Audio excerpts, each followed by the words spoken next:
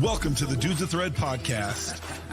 The Dudes of Thread podcast is here to open your mind when it comes to specialty embroidery, applique, patchwork, and multimedia. From ideation to design to sourcing, we want to help you help your customers elevate their merchandise. We've done the research, made the mistakes, and are excited to share this nerdy fashion content. Join us as we decorate our way to creativity, one stitch at a time.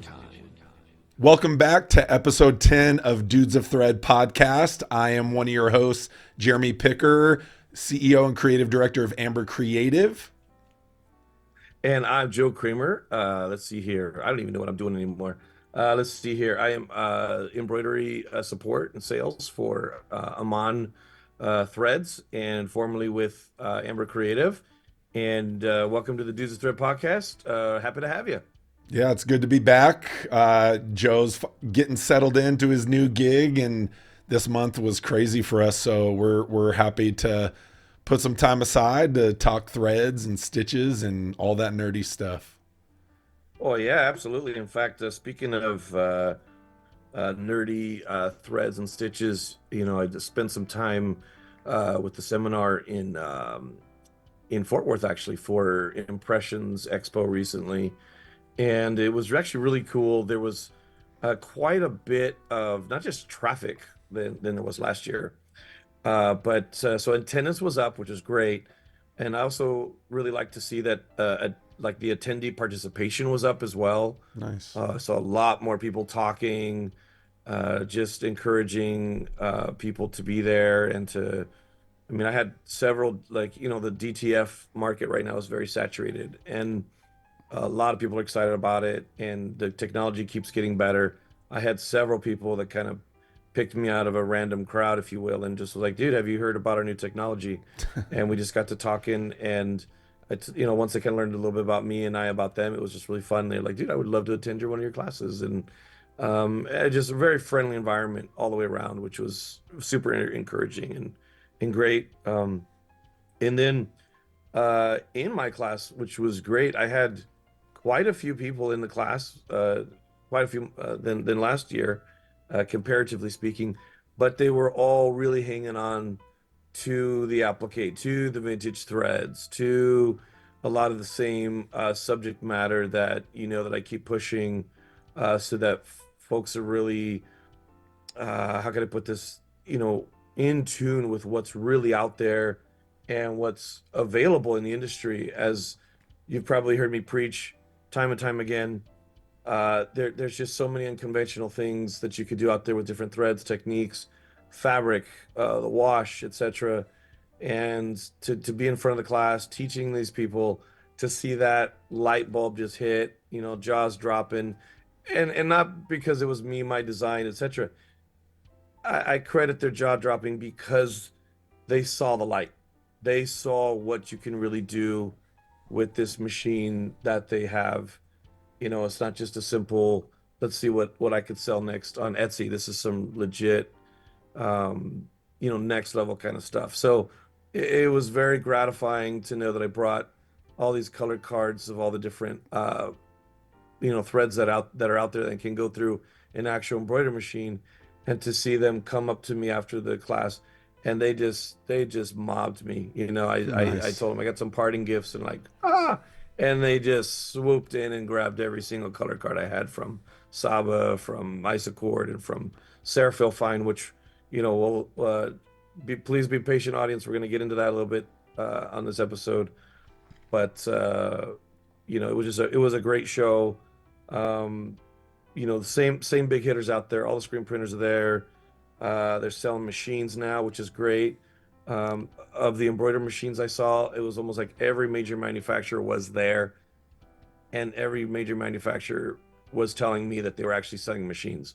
So that's a really good thing. Nice. To hear, because it means our industry is getting stronger and is getting better. So, Well, that's it's good that people are starting to see what we've known, you know, like that's kind of the whole purpose of the Dudes of Thread, is like, we want to introduce these things because it's happening in retail. It just hasn't tapped into our kind of B2B wholesale industry manufacturing. So that's good that people are eating it up. You know, I think knowledge is that first step. And then with that knowledge, then you can start taking action and, really starting to try out new things. Obviously, no shop is going to switch over everything overnight, but being able to just know what's possible and, financially find those customers that are open, for you to try new things and experiment and, test out all these cool techniques they're learning. So that's pretty awesome to hear.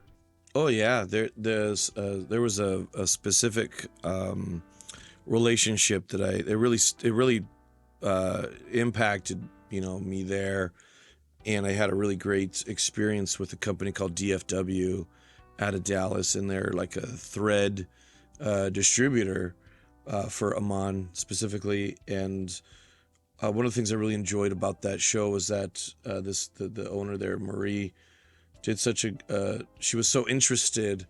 I happened to just kind of roll up to the booth and see our product there, and I started to talk a little bit about it, and she really nerded out on a lot of that particular product, and we just ended up having a blast.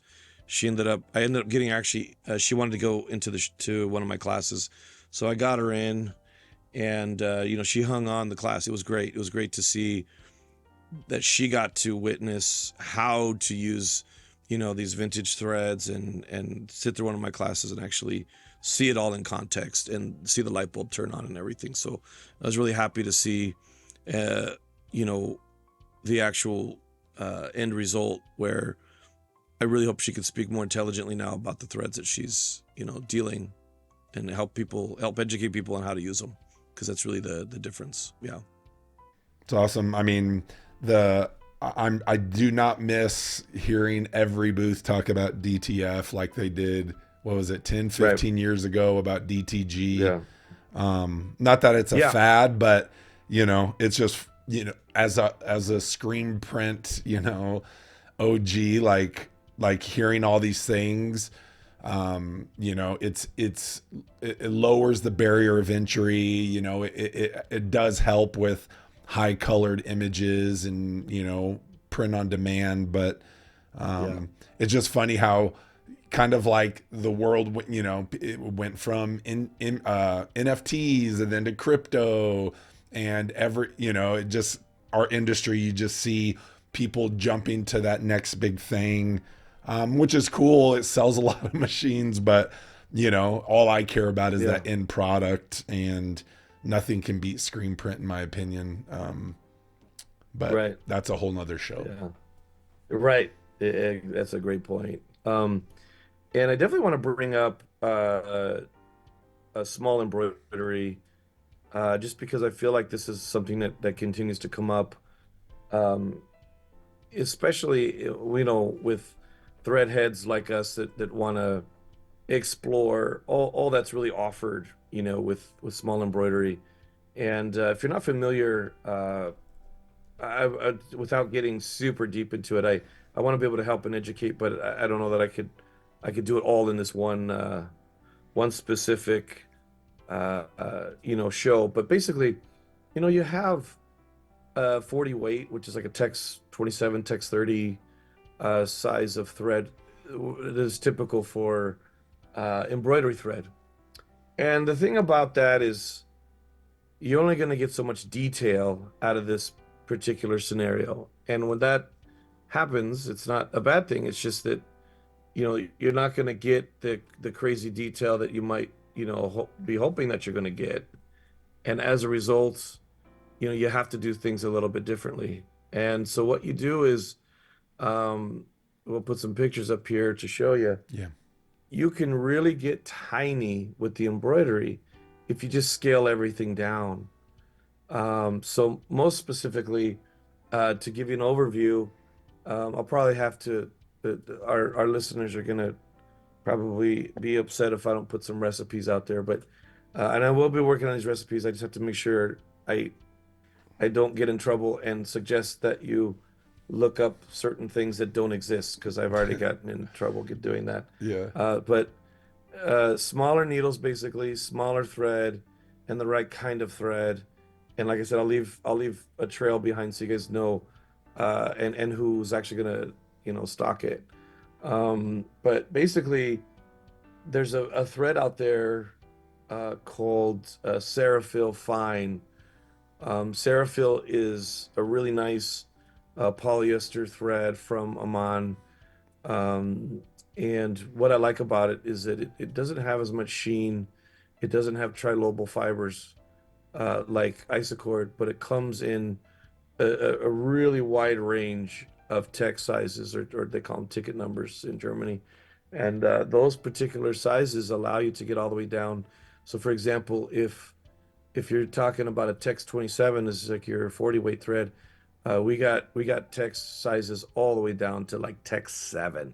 Oh wow, So that's like a human and hair. it looks like a spider web. It's just That's like amazing. really thin. I've never sewn with anything that small. I've only done the text 10, which is really small. And as you can see here in the videos that or excuse me, the images that we're showing you, it is a force to be reckoned with. Now, It's crazy. you will have to use a smaller needle. I know that they make them all the way down to like a 55/7 or something like that, something really small. I've never used a needle that small. I think the smallest I've ever used is like a 60, because 65/8, like a 68, I think, something like that is as small as I've ever used. And it seemed to do the job just fine, even with like penetration holes being left behind, etc. If your fabric has any kind of resiliency to the penetration, you won't see the penetration holes. But these are some examples of what you could do with really, really small thread. And I can Now, see please keep in like the mind. size. Go ahead. Sorry, Sorry. I Yeah. can see the size compared to your thumbnail. But like, what would you say Yeah. in this example? Like, how big or how little is that font? Yeah.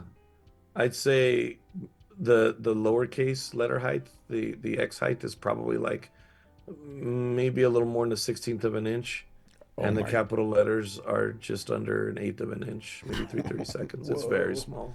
that's amazing. Yeah. So, just to kind of show and encourage, if you guys, if we got a lot of embroidery operators out there that haven't tried it, I will leave some information. But basically, 60, if you can get a 65/8 or 68 needle, and you can get a hold of some like preferably 75 weight, thread, or some Seraphyl like Tex 10, um, it really will change the way that you think about doing small letter name drops where you've always had trouble doing those, but this will help to fix that. Now, please keep in mind too, if you're going through, you know, 2 layers of twill and a layer of buckram, you know, slow your machine down. You're gonna get the detail, but try not to do it at 1,000 miles an hour. You'll get it. Just you know, push the brakes a little bit because small lettering needs a little TLC. Just in general, don't run it too fast. Instead of Watch what it does. yeah, Yeah. instead of calligraphy, it'll look like my handwriting, and you don't want that. Oh man, you don't want that. Yeah, you don't want that. So hats is a little bit different because usually the fabric is much more. It's going to fight you a little bit. Just in general. But yeah. Yep. So fun Yeah, that's stuff there. I'm amazing. glad that. Yes, I'm glad we got to experience that and show it off. I mean, I remember sending this picture to Jeremy uh, when I was in Germany visiting corporate, and I just remember like this is awesome, response because I mean, I'm sure Jeremy could think of 100 ways that he'd like to use that on his line, like Yeah, right now. for sure. Yeah, I love it. Yeah. Um, yeah, here we So, are. speaking of ISS, or I should say Impressions Expo, while I was in Germany, I did get a chance to meet with Bonnie Nielsen, who's the author of a book called Punch, which is a digitizing book that she wrote uh, just to document the process and to share this with people. And Bonnie has worked for Madeira for a long time. She's worked now for Amman. She's in the sewing embroidery lab at Amman now, and she's helping to write the formulations and helping big companies figure out, how to get to the next step. So I had a great week with her and her team, and was very, very blessed to spend that kind of time with somebody so seasoned, It's awesome. in that professional realm.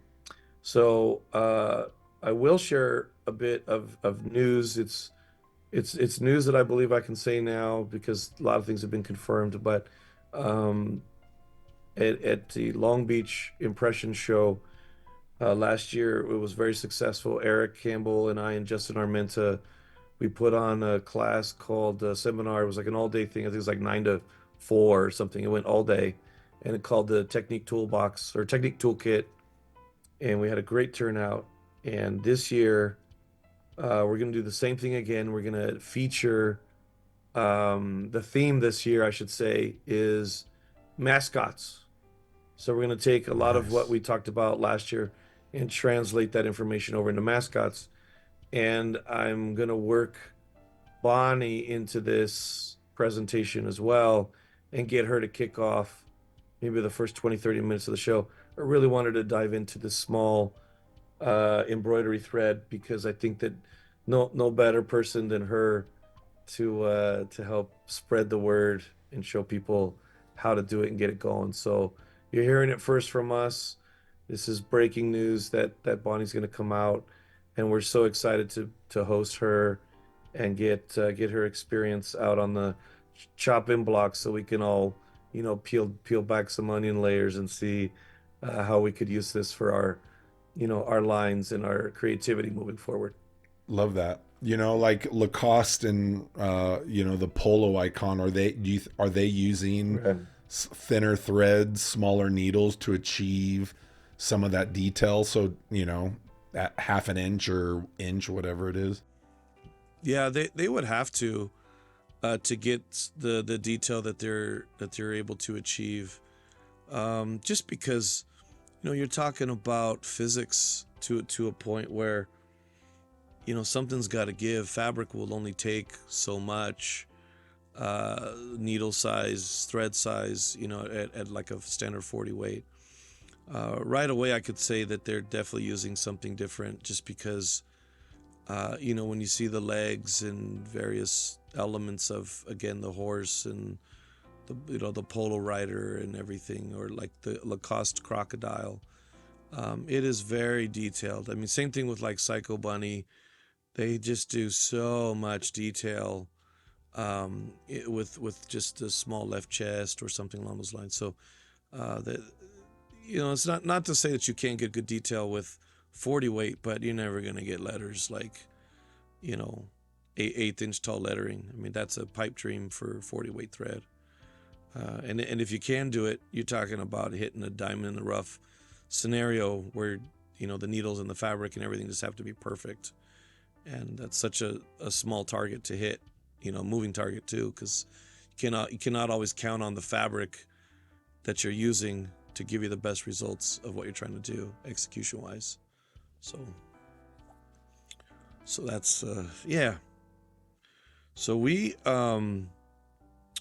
actually, one of the last projects I worked on with Amber, sad tear before I left, was development for jerseys. I actually we did a video. Amber did a video on it, and I wanted to kind of talk a little bit about that, especially like from Jeremy's perspective, just because the Denco line and kind of introing that, like to give it a little bit of backstory, on that one. Jeremy's got just a really cool vintage, a passion for vintage wear, and he's really dumped a lot of that passion into this new line he's creating called Denco. It's beautiful. Yeah, we just launched last week, so if you haven't seen it, go check out. We made 3 videos to kind of talking about the collab using kind of our design aesthetic and development and production on Jerzees garments, for sponsored post. So it was fun, one, getting someone else to pay for all the R&D and development that helps out the bottom line. But being able to bring these ideas that we've had to life, and it's kind of a kickoff of the brand. It's a Colorado brand, but I think people within the industry can purchase it as well, just so you can see some of this, you know, resurrection of the old Abercrombie, the old Ralph Lauren, and bringing in applique and screen print and multimedia. It took a lot of man hours between me, Joe, and Angelo, but we really stoked on how everything came out. You know, there's always things we could have tweaked, but when you're moving fast in the just-in-time inventory world, you know, you can't have it all the time. Yeah. Yeah, that's very well said. The pieces that we worked on were a lot of fun. And of course, you know, I think what's fun, at least on my end, to develop this is to kind of figure out, okay, how can I take this, you know, hand painted, you know, number set and turn this into something that's going to really be a showstopper, you know, piece, and something that could, you really see like in an end cap, right? Top shelf end cap kind of stuff. So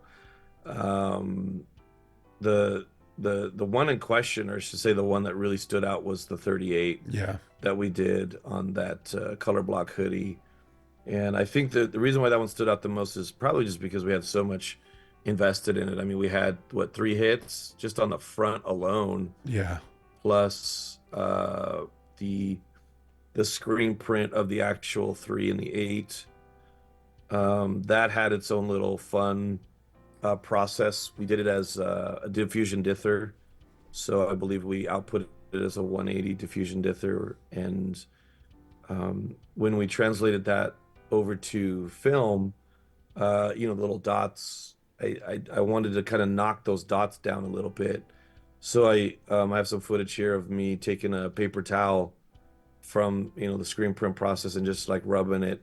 And just like you would imagine if you were to like write with a graphite pencil and then smudge it over with your hand later, that's really what it did. It knocked down some of those harsh edges. If you're not familiar, diffusion dither is a great technique to use, you know, as opposed to halftones.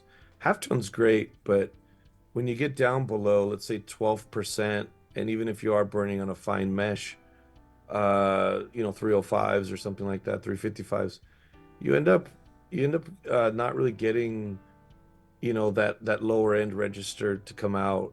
And that's why with halftones I try to just avoid it, because halftones adjusts the size, like the percentage of gray is represented by the size of dot, and with diffusion dither the dots are all the same size, but they're just either closer or further apart to give you the illusion of, you know, a gradation.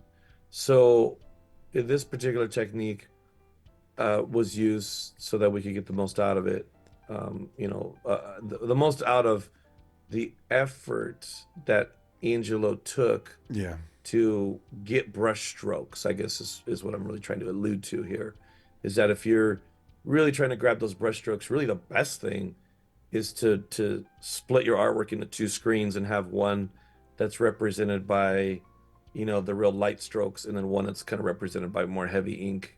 And as you can combine the 2 screens on the press, you can get 2 different looks, which is actually, that technique was represented in the screen print we did, like on the Heritage brand Denco pant leg. The sleeve and the pant leg, Yeah, the sleeve and the pant leg, because that was really a great, you know, methodology. Yeah, and we'll show you the seps and the print, and you can kind of see in the seps like the depth that is created by using 2 screens, even though it's the same color ink. Right, and that technique, really, there's no like major secrets. It's just, you know, your base layer of ink is a very small percentage, and mostly it's like fashion soft, and then you have a very, very small percentage of pigment in there. I mean, we're talking 1-2% maybe, and print it, like no underbase, just let it be. and then you take the real harsh, dark parts of that artwork, and you convert that into adding basically a little bit of puff additive to that ink. No fashion soft. Don't try to be soft. Just let it Yeah. roll and let that ink really stand up. And you'd be surprised how just two screens can make that detail look so killer. And it gives a more authentic vintage look because that adding that puff, usually we want butter soft prints, but when we're trying to replicate, Yeah. they were slamming it back then. So having it a little Yeah. chunkier on top and then that kind of softer, almost no hand underneath it gives a real nice dimension between the two layers and looks like it's been washed and some of the ink has come off and it's revealing the transparent halo effect underneath the ink. So it really makes Right. it a little more work, but makes it look more authentic instead of just a distressed texture. Yeah. Yeah. That's a great point. The 38 we did, obviously it was the most complicated, but we had the most fun, honestly. I mean, I loved making a cut stencil with it so I could kind of figure out how I wanted the print, to line up with the stencil appropriately. That was just a ton of fun. And then, of course, the gratification of seeing it come out of the wash once it was all done was just killer. I loved the I wasn't really sure on the like the decorative stitch part. I knew I was gonna, take it 3 millimeters in and just tack it all down first. And then you kind of just let me roll with it. I wasn't really sure what I was gonna do, but I tried to pick a hand sewn stitch as Mended, yeah. possible. Yeah, it just came out so killer.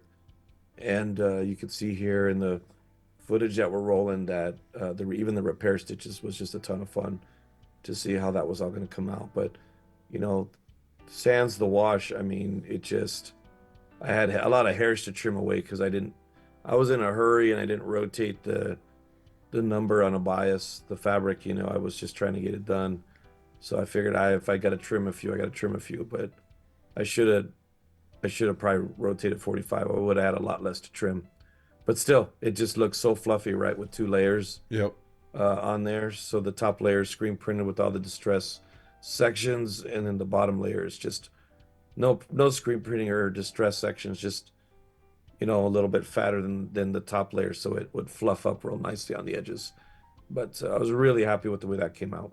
Yeah, and all those like little tiny dots and some of those little slits, they're gonna fray over time and just, continue Yeah. to look natural even though it's a brand new garment. So yeah, we're really stoked on that, being able to pair it with that Jerzees garment. It really went well with that collegiate vibe, and we definitely will be using that 38. I think we're going to change up a few things in the final run, but I think that 38 is like a classic, like we'll have for the brand forever. So now we'll have to figure out how to replicate it on a mass scale. Right. You actually bring up a good point right now when you mention that there's a few things that you want to tweak. I think it may even be a topic for another show, but I find that this happens a lot with folks who are starting their own brand. It's almost like they pressure themselves to try to get it correct right out of the gate, and they don't let it become a process of, I wouldn't say trial and error, because error assumes that you did it wrong. It is a growing process within your brand that allows you to have the space that you need to actually be creative and get to that point naturally and organically instead of trying to force it by maybe copying something someone else is doing, or have your visions and your inspiration, push for it, learn from it naturally, because your audience, believe it or not, likes to grow with you in that regard. Yeah. They can see that development. Abercrombie didn't used to always be vintage. They had a lot of modern, late 90s looking stuff before the Y2K movement of the Hmm. vintage prep. They Yeah. had to grow into it. Yeah, I mean, I feel like they had a little more of the original Abercrombie, with a little bit more of heritage wear and almost mountainy, like simple stuff. Right. Absolutely. But yeah, the next arrow is my favorite. Right. Surprise. Well, And then, it pulled out all the stops. yeah, So that was great. I mean, they didn't skimp for sure. And, number 3, looking at that applique, it's a two-layer canvas. And, we wanted to bring all of our kind of brand colors within the applique, just to kind of showcase some of the areas. But you also, you'll see I really love that the loose zigzag that you use to tack down the 3. It gives a whole lot of character versus just a running stitch. And then having the base layer or the top layer expose a little bit of the base layer.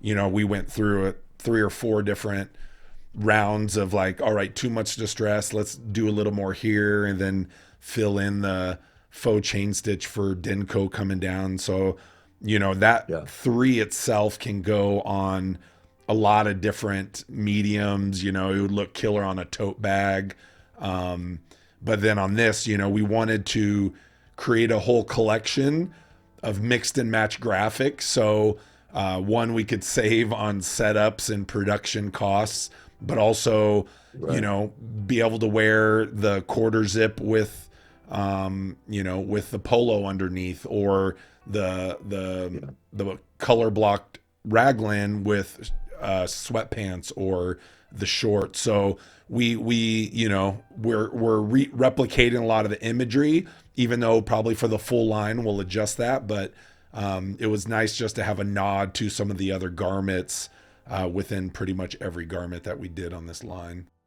Yeah, I'd have to say the number 3 is probably going to be one of the closest to my heart developments that we did on this line, because it was probably the first thing we ever did that had some weight to it. And we didn't know. I mean, I just played with it one day, and next thing I knew, the chain stitch seemed to be working, the faux chain, for the Denco. And I remember, like you said, the first couple of renditions, the base layer was about the same size as the top distress layer, and then we just felt like we just needed a lot more fluff, post wash. So we went back to the drawing board, made the base layer even larger than it was before, but not so large that it distracted your eye from the top layer. So it doesn't seem like it, but there was a lot of decisions made so that the top layer still reigns supreme, if you will, for the most attention to pop on the garment. But it wouldn't be near what it is if it didn't have that base layer, holding the foundation together. And the zigzag, I wish I could shout it from mountaintops, but anybody who's digitizing, try to keep your zigzags 2 passes. Pick the right size of thread, do 2 passes. And the reason why is because zigzags from a collegiate, sports license standpoint are typically very accurate and pure and very technical. So if your machine goes to do a zigzag and you miss a stitch, your eye goes directly to the mistake that you see. And when you mess up a zigzag on purpose and it skips a stitch, who cares, But if you make a good habit of going around that zigzag twice, 2 passes, then if you do skip somewhere along the line accidentally, you'll still, your eye won't be near as offended by that, because it went back over it again and it filled it right in. Of course, my luck, it would have skipped in the exact same spot twice, Yeah, I think that's what I really love about the embroidery side of what we're trying to, showcase, is that not everyone, not our listeners, but most people, they just stick with the same stitch, the same thread, and I get mass production, I understand, but are we making tchotchkes, or are we trying to make stuff that everyone says, oh, apparel that everyone wants to wear, or apparel that doesn't go to the thrift store, but in order for that to happen, you have to do something different than what we've always been doing, and just showing, just like, there's puff ink, there's glitter ink, there's HD, there's all these different discharge. There's so many different types of ink, but no one's showing that on the embroidery side except us right now. So, those are the things of, like, when you think of a garment, don't just, oh, this is a left chest embroidery.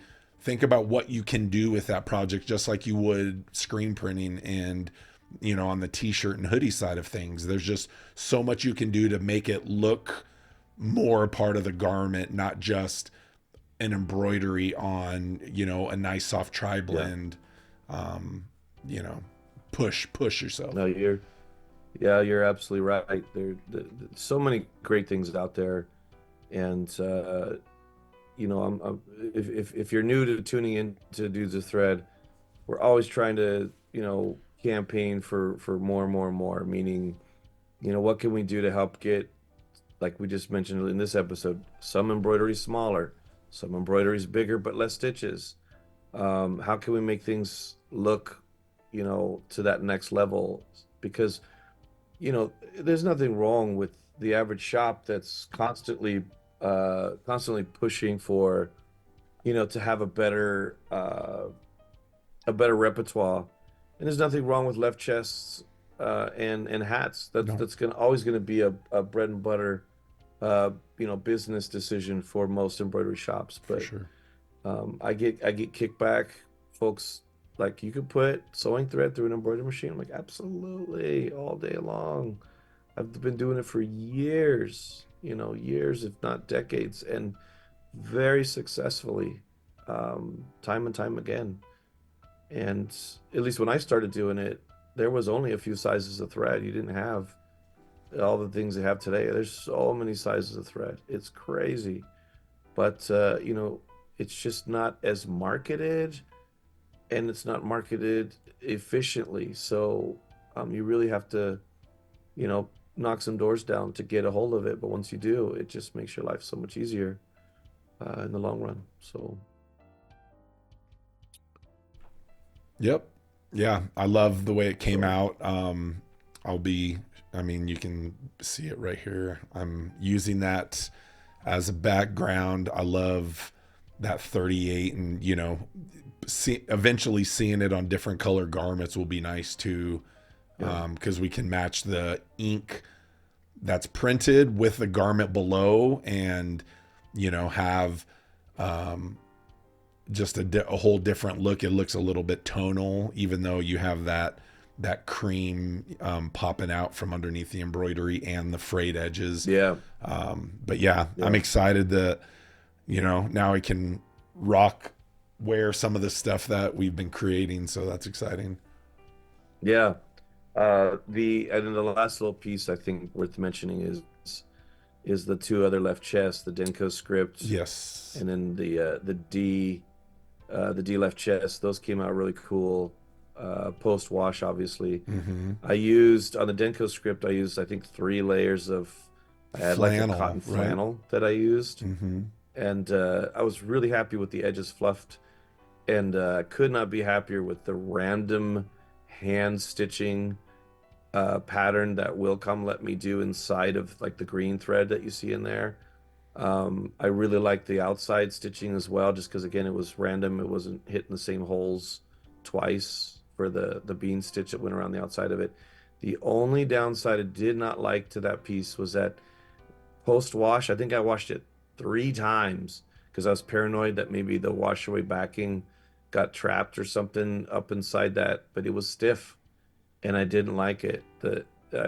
Maybe I should have just used two layers of flannel instead of 3, but I don't know why it came out stiff. Did you notice that when you got the garments? I didn't. I mean, maybe the backside. You're talking about the fill, right? The fill kind of made it more stiff, or I don't know. It just felt, to me, it just felt kind of stiff.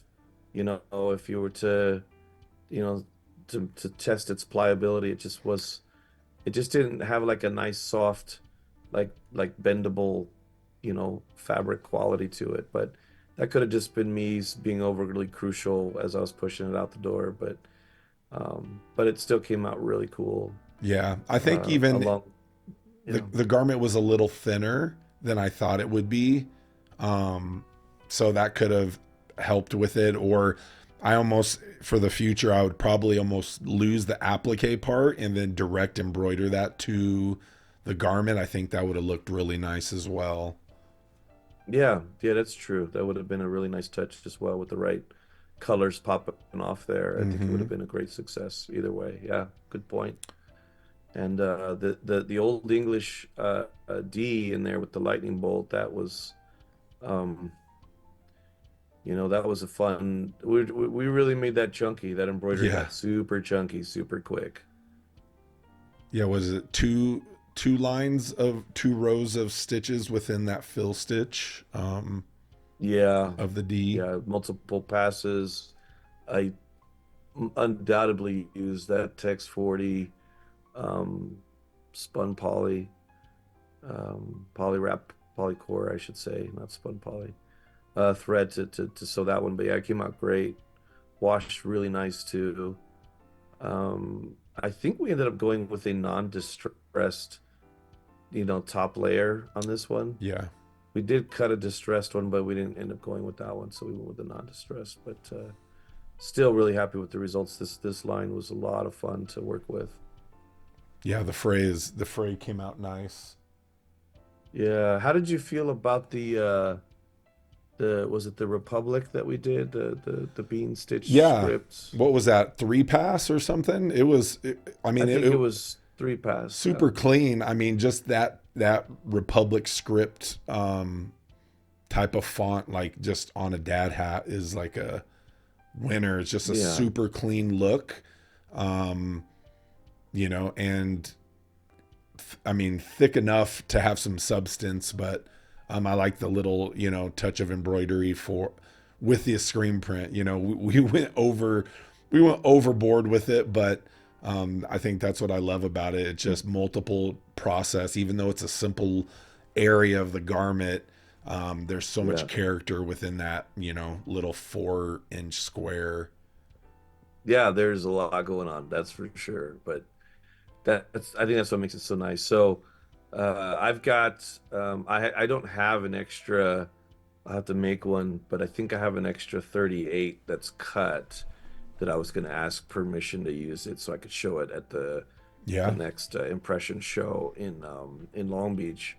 And then I'll probably end up doing because I have a 3 from a previous development, but I'll probably show a couple of these in Long Beach. So if you come out to Long Beach, make sure you register early and get our class because our technique toolkit's going to fill up quick.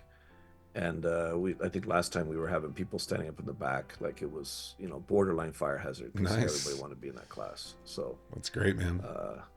yeah, no, it's good. It's good to have such a strong support function, right, from the public. So that's Yeah. awesome. It'll be good to see some of the in person because, we can show close-ups, but once you touch it and Yeah. feel it and wear it, it's just a whole different ball game. Yeah, right. Very, very true. So Love it. this year too, I'm really reflecting on how much help since these classes I've been putting on, how much help that a lot of folks need. So I'm going to definitely be spending more time showing the process of you have it in your head. Now let's get into vector and let's get it out of vector, put it in digitizing, and then digitizing into cuts, and then everything needs to happen onto the hoop, properly. So Yeah.